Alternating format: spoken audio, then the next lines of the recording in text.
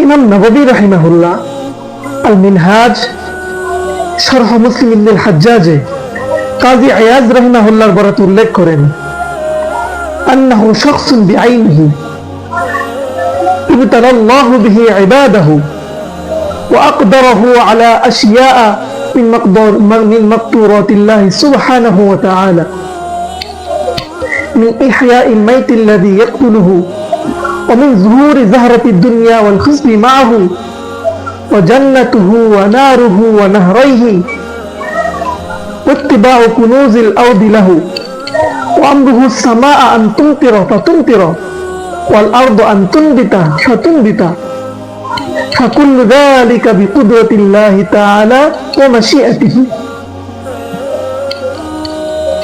ثم يعجزه الله تعالى بعد ذلك فلا يقدر على قتل ذلك الرجل ولا غيره ويبطل أمره ويقتله عيسى عليه السلام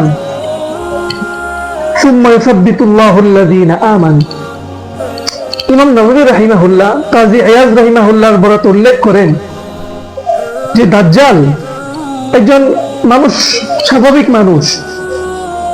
আল্লাহ পাক তার মাধ্যমে নিজের বান্দাদেরকে পরীক্ষা নেবেন। আর আল্লাহ পাক দাজ্জালকে এমন কিছু শক্তি দিবেন যে শক্তিগুলোর মালিক একমাত্র আল্লাহ তাআলা।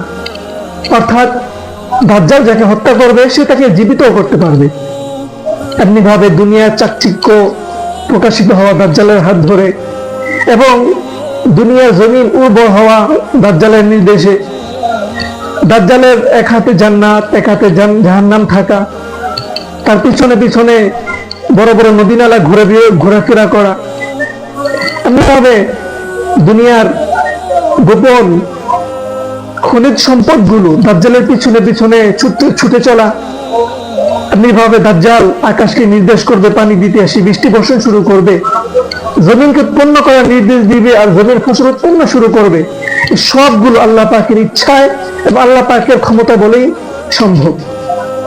এরপর আল্লাহ পাক দাজ্জালকে অক্ষম করে দিবেন, সে আর কাউকে হত্যা করতে পারবে না।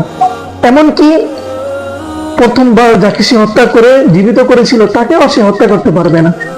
আল্লাহ পাক তার সমস্ত ক্ষমতাকে নষ্ট করে দিবেন। এরপর হযরত ঈসা আলাইহিস সালাম তাকে হত্যা করবেন। এরপর আল্লাহ জাল্লা জালালুহু আম্মা নাওয়ালুহু তার নিজের উপর ঈমান আনা ব্যক্তিদেরকে পৃথিবীতে প্রতিষ্ঠিত করবেন।